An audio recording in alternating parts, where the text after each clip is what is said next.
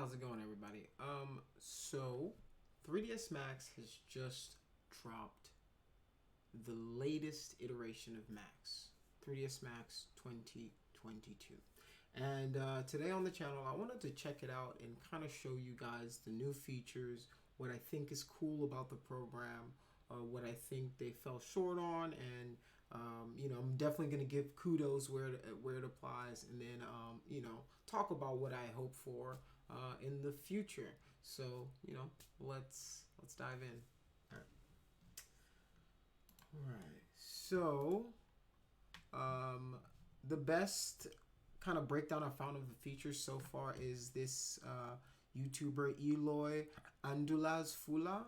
Hopefully I didn't butcher this guy's name, but yeah, he's got all the new features, and if you guys want to check it out, I'll put a link somewhere in the description. But some of the coolest stuff are just some of the new modeling features that have existed, and they've really upgraded what they did with the interface as well. So let's just check this out, and I'll try to kind of talk through it.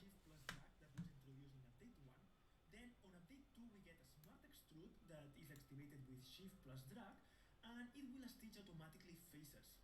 So they've got a new smart extrude feature that is pretty cool, and I think this really starts to take Max to the level of a lot of these new modeling software that it does does good work with booleans, does really good work, so you're not having to go into outside programs to really remesh things and little things like that. And I think that's where Max is trying to go with it now, to where we're just like, hey, we're gonna update it and upgrade it to have a lot more of these modeling features. And they've upgraded the symmetry tools as well, so now you've got all the axes that you can flip simultaneously, and they've been upgrading it, and they've upgraded the cap system in there as well. So the capping feature is quite a bit better than previous versions of 3ds Max. But yeah, all in all, the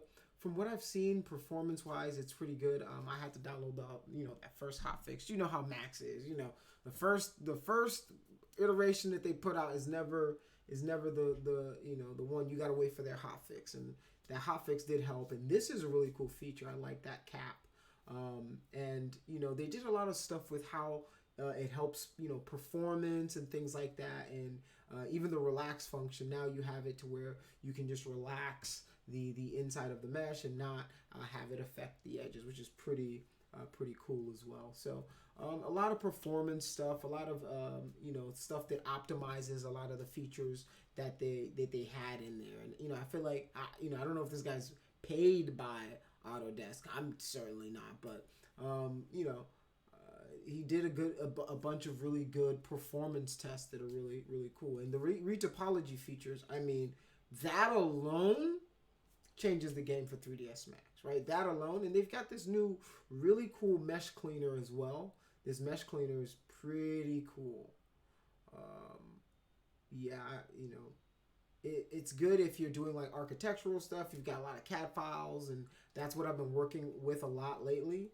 This stuff is cool too. That's like the new path deform stuff. The path deform stuff is really interesting as well. And they've got the new spline features. I think they brought that into Maya as well. So a lot of these features have existed in other programs, and I think that's what people are gonna, that's what a lot of 3D artists come to the table and go, well, Moto's been doing this, or Blender's been doing, and a lot of these other programs do a lot of those little things well, right? They do, each of them have their own things that they do well. And like the Moto feature, that was something like the Moto, how they retopologize and things like that. That was a feature that I wanted in Max for a long time, and they brought it in. So they've done some nominal improvements to the software, and I feel like they brought it to where the standard of what a lot of today's tools are. And this is probably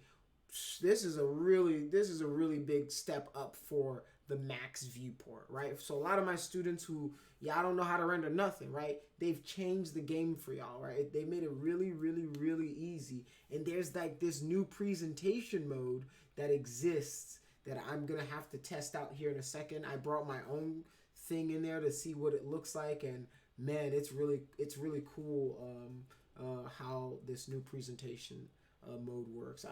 I thought it was really cool, and it's starting to give you more heads up displays and stuff. So, and apparently it only supported 9 GPUs. Now it supports 10. So a lot of these things are performance updates, performance upgrades to the software. The big game changers were the retopology. I mean, I guess this is a game changer. I mean, I should have been allowed.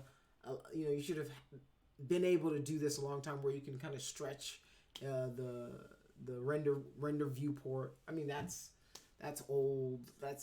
I don't know how you get credit for that. That's not credit worthy to me. But I'm not a software developer. It might have taken them months to do that little thing, but so I don't judge on that. And this is kind of what I'm talking about, where they're improving their shaders, right? They're improving the software, right? Our quality of life is getting better, right? And that's the point I wanted to make about this is our quality of life in Max is getting better, right? Overall. So they're seeing things that people are talking about. They're seeing what everybody's saying. They're improving those tools, right? And a lot of times you feel like your critiques and your criticisms do fall on deaf ears, right? And I will give them kudos when they address issues that we ask them for, right? You can't, it's a carrot and a stick approach with me. When you do good, you get the treat. But when you're bad, I'm gonna scold you. I'm gonna be like, no, that's wrong. Don't do that. So these are really, these are nominal upgrades to the software, but this is a really good one. This helps you see if you have any malicious software. Right at the bottom here, it'll check to see if you have any malicious scripts or anything that's gonna mess up your stuff, and the Max script listener will pull up detailed info of what could go wrong. So things like that are cool. Things like that help 3ds Max. It brings us up to date, and it keeps us competitive, right, with those other guys, right? So they can justify charging you, however much it is they charge it on, which is, I don't want to say because I just paid it, but they're charging a grip now, right? So, and they've tried to lower the prices, and I think a lot of the argument that people that will have is, hey, there's Blender, it's free, there's this, that, but I honestly believe it's whatever I honestly believe it's whatever software you're used to, whatever you learned, right? Whatever you felt most comfortable with, and that's pretty much the game, right? Like there's no crazy, 3ds Max is good, Blender's good, Moto's, I like 3ds Max because that's what I learned on, and I feel comfortable here. It's my comfort zone. If I had to use Moto, I could probably use Moto, but that's not the issue, right? The issue is how are we in 3ds Max surviving compared to those other guys, right? What's easy for them and what's not as easy for us. So there's something that I found in Moto that I now would like to request. There's something called the working plane. And that has to do with our axis of orientation. So whenever we're oriented in a certain way in Moto, it allows you to turn whatever face you have into like the working plane for the entire scene. And maybe I just haven't ever used it in 3ds Max. Maybe I don't know how to do it. That might be it. But that's something that I think would be really, really dope, is getting us a way to where it doesn't matter what orientation our model is facing, or doesn't matter. We can still work on turn the grid or turn everything into that working plane, and then I can go back and orient it to the world's position again. So something like that I think would be cool. If somebody has it, maybe you guys can mention it in the comment section. I don't know if we've got that yet, but That's something that I would love. So here's the first thing I would like to draw your attention to right now. Right, this is 3ds Max's viewport, and I'm gonna say this looks pretty freaking cool. Right, this is getting to really good levels. Like Max, y'all are starting to. All right, I see what y'all are trying to do. I see you. Let's hit Control and X to see if we can go into expert mode. I don't know why it's not letting me go.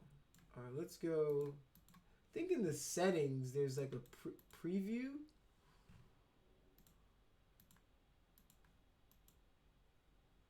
How do I? Let's see how we can activate that thing. All right, so